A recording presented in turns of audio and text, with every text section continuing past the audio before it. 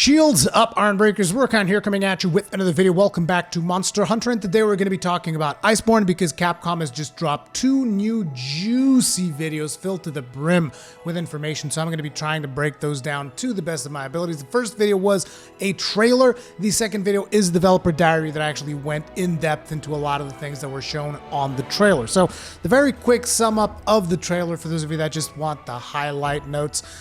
They confirmed Glavenus, which had been teased in the previous trailer. If you go see the trailer, you will see some gameplay footage of Glavenus. He looks friggin' awesome. As a matter of fact, I've been hunting quite a few Hellblade Glavenus recently in Generations Ultimate, and man, in Monster Hunter World, he looks so much cooler. I mean, it's amazing how he looks incredibly similar to the previous games, and at the same time, so much more detailed, so much more rich and better animated. I really like Glavenus. He's a really cool monster, so good on them for that. They also teased a new monster at the end of the trailer, which for those of you that aren't familiar with Monster Hunter, the slime that you see in the face of Uragan at the end of that trailer, that is a clear indication of our resident slime boy, slimy boy even, called Brachydios. Now, the very first time you encountered Brachydios, I believe, was 3 Ultimate, and he is the original monster that gave way to the Blast element, if I'm not mistaken.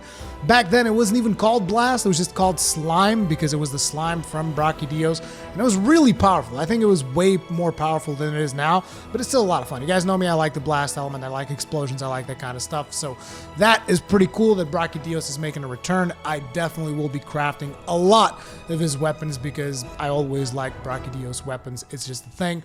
And then they also they actually showed 2 new monsters, Fulgor Anjanath and Ebony Odogoron. I'm going to be going more in depth into these 2 monsters later in the video because I want to go through the order in which they presented stuff in the developer diary. One of the first things they talked about in the developer diary is the new gathering hub. So in previous videos, we have seen Selyana, which is the new home base. We hadn't really gotten a good look at the gathering hub, and the gathering hub looks friggin' sweet. It looks like this big bar, and then there's like a friggin' hot spring on there, and there's a sauna, and there's foot baths, and they really went full-fledged with this whole hot springs theme, which is a really cool thing. When basically your character spends so much time in the cold, there's a distinct contrast that makes it look warm and welcoming when you actually get to the gathering hub, and I thought that was really neat. And on top of it, the game is coming out in September, which is going to be, is September considered fall? I guess it's considered fall. I don't know. I don't know my friggin' season. Sorry.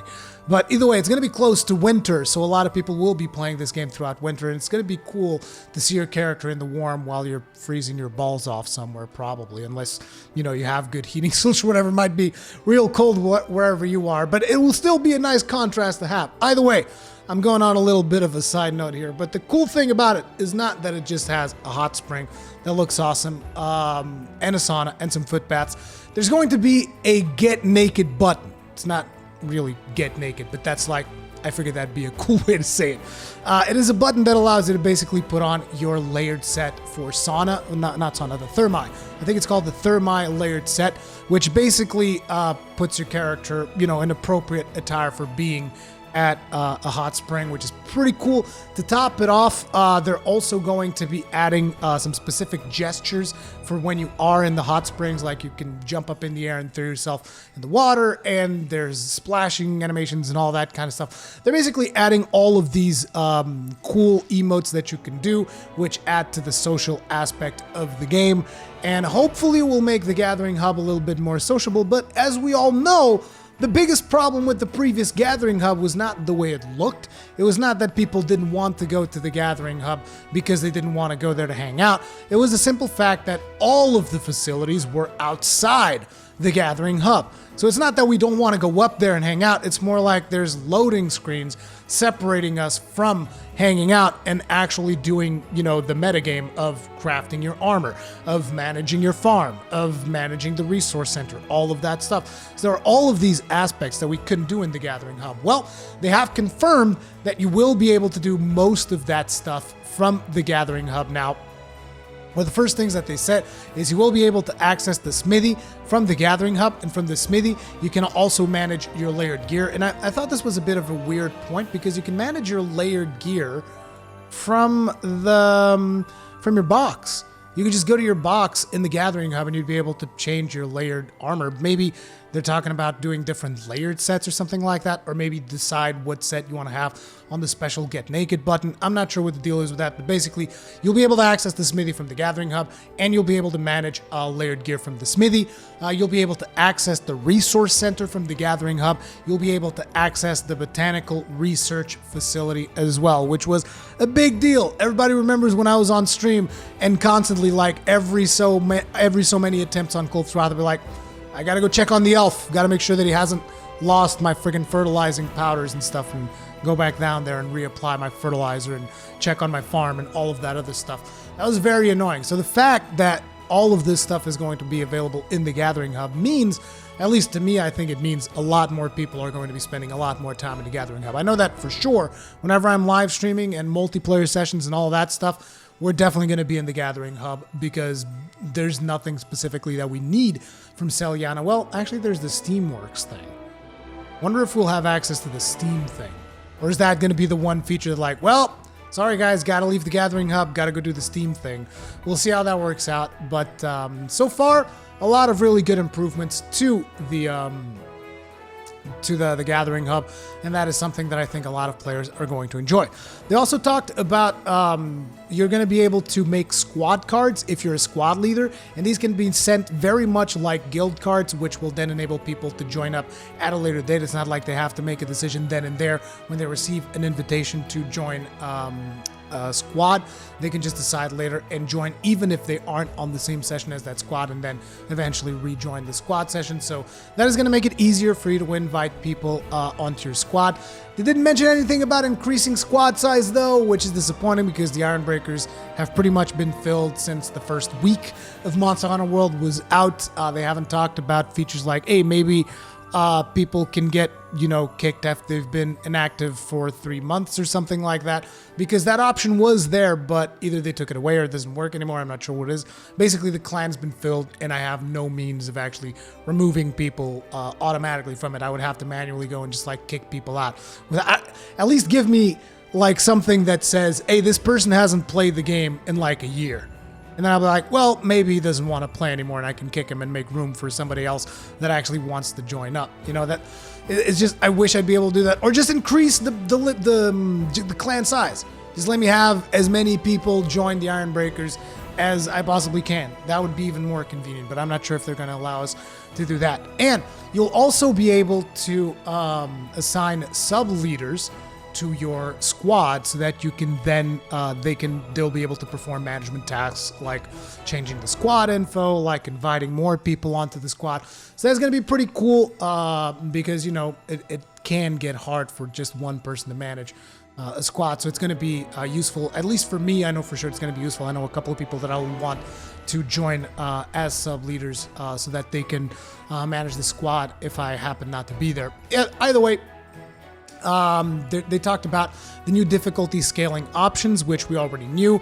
If you guys are not aware, the game will now feature 3 difficulties. Previously, the game only had 2 difficulty modes, which was single player and multiplayer. And multiplayer would basically always be the same difficulty, whether there was 2 players or 4 players or 3 players. It didn't make any difference. Well, with the new system, you're going to have the difficulty for 1 player, you're going to have difficulty for 2 players, and you're going to have a third difficulty, which will be applied when you're in a party of 3 or more hunters. So you now have 3 difficulties, and the difficulty is now dynamic. So previously, if you went into a hunt and there was 4 players there, that hunt would start as a 4-player difficulty hunt, and then if 2 players were to leave, it would remain as a 4-player difficulty hunt. Even if 3 players would leave and it was only you left, the hunt would still be tuned for 4 players. Now that's going to be dynamic, so as players leave and re-enter, the monster HP and all of that stuff will scale back down in difficulty to the number of players that are present in the session. Now, I believe that this might get exploited by some people. We shall see how that whole thing pans out. But either way, in the grand scheme of things, for me personally, it's not really going to affect me all that much, so I don't really care. They also talked about some of the new palico gadgets. One of the first ones they talked about was the Shield Spire Stooge, which is basically like a taunt totem that you're going to put down, and monsters will be distracted by it, and they will attack it. They also talked about the Meowcano, which I assume, the Shield Spire Stooge is from the Shield Spire thing from the palico tools. They talked about the Meowcano, which I assume is going to be from the Mulotov cocktail, which is basically like this cannon that shoots up fireballs and fireworks and all kinds of crazy stuff. Looks really fun. They talked about the Vigor Wasp Revive, which we had already seen, which basically allows you to revive a hunter after he has fallen. You can get a revive, but I think it only works like once for quest, or it has such a big cooldown that it might as well only work once for quest, because this is one of the new palico tools that was available in the demo. We've seen it at work. But again, it only works, at least it only worked once during the demo, so I assume it'll only work once. They also said that there will be improved high-rank versions of the Plunder Blade and Trap gadgets. So if you like the Plunder Blade, if you like Trap gadgets, you can expect to see some improvements there as well. They confirmed again that Iceborne players will be able to play with Vanilla World players. This is something that we already knew. They just kind of reconfirmed it. They showed us our room, and they showed us that the room has a lot of customization options. There's a lot of furniture spread throughout the room, and while you can't reposition the furniture, you can completely change the look and feel of the furniture. You can change the textures, you can change the colors, you can change a lot of stuff, and a lot of this stuff is unlocked by you actually doing delivery quests and just even regular quests. It will basically unlock some of the materials that you will be able to use in customizing your room. There's also the fact that the deluxe version of the game is going to have an exclusive stone version of the room itself, because the default version in-game is going to be made out of wood, and it has like these wood pillars in the wood archway at the entry of the room, and just it's basically all wooden, and it looks really cool and looks cozy and all of this stuff. But if you get the deluxe version of the game, you'll be able to make it look all medieval castle-like with a stone look to it, which looked friggin' amazing. And there's this theory that I have that Capcom is revving up to re-announce Deep Down. I'm not sure, but it's just like the themes that I am getting from this deluxe edition of Monster Hunter, whether it is the armor or now the medieval castle-looking setting for your room, it just really makes me think like, dude, this stuff looks like it came right out of Deep Down. But, you know, that could be just wishful thinking, because I kind of would like that game to come out. But anyway, that's just the theory. Beyond that, they also said that later down the line, they plan to do a feature in the game that you will be able to let other players visit your room, because on release, other players will not be able to visit your room, but later down the line, they will implement something that will allow you to invite other players to come onto your room and check out the cool customization that you've done there. One of the things that I definitely want to see, and I don't think we've seen it in the room, is trophies. I can't believe that was not a thing. Like, I want to see a big skull of like a Diablos displayed like on my room or something along those lines, or the skull of a Rathalos, something like that. Like, trophies needs to be a thing, and displays. Like displays for weapons that you've crafted, like, hey, I want to craft this weapon and put it on display in my room. Can't believe that was not like a major feature for your room. Am I the only one? I can't be the only one. Also, might I just add that there's a lot of players out there that still haven't captured the Downy Crake, and the fact that you, Capcom, put Downy Crakes, like, just to friggin' embellish this room. Downy Crakes, they are a very rare resource, okay? They shouldn't be used as a simple adornment, okay? It took me quite a bit to get those friggin' Downy Crakes. It's not funny. I'm not sure if that was a joke or not, but if it was, it's not funny. Anyway, continuing on, as they talked about view mode and the fact that they're adding a bunch of new poses so that you can take group shots and stuff like that. View mode, again, one of the features that I really, really wanted for Monster Hunter, to take some cool screenshots to put in thumbnails for videos. It is extremely useful, and just, I like taking screenshots in video games, and if the video game has like a cinematic mode, all the better. So view mode, definitely one of the things that I'm super pumped about. And then finally, let's talk about the two new monsters. There's Fulgor and Janath, which and I say Fulgor, I think I'm not pronouncing it right because it's not Fulgor. It's Fulgur. Fulgur. I don't know, dude. You guys will probably see the text in there. But anyway, Fulgur Anjanath is the lightning version of Anjanath, except it doesn't really use lightning as much as a projectile. It uses it to power up its melee attacks. We even saw like this diving attack that he does in the trailer, and it looks pretty badass. I like the striped pattern on his face. I thought that looked interesting. It's an interesting choice, and you can really see that with these subspecies. This is a subspecies, by the way. Not sure if I said it's a new monster, but it's a subspecies of Anjanath. That's what I meant, okay? So I'm sorry if I made you a little bit confused there, but it is a subspecies of Anjanath. It has lightning. It's going to have a different moveset. It's going to have different things that it's going to do. It definitely has a different element. It is going to require different strategies for you to take on this beast. And again, I like the stripe pattern. I'm very curious to see what type of weapons we'll be able to craft out of him. Although, probably if it follows the same subspecies as we had in Monster Hunter World, it's just going to be the natural evolution of the Anjanath tree. So the Anjanath tree just kind of becomes... It's probably going to become colored like the Fulgur Anjanath. We'll see if that is the case or if it's going to have its own separate tree. But either way, he looks pretty badass. He looks like it's going to be cool to fight. Then we also had Ebony Odogaron, and this one is the dragon damage version of Odogaron. You can see by the color of his attacks, and they confirm that he deals not only dragon damage, but also he is able to apply Dragon Blight, which if you ever get a Dragon Blight like you got that during the Xeno'jiiva fight, basically what that means is that the element of your weapon is going to be nullified, so you're going to have to use some null berries to make up for that. And apparently they said that this Odogaron carries around his prey and he constantly snacks on it to power himself up.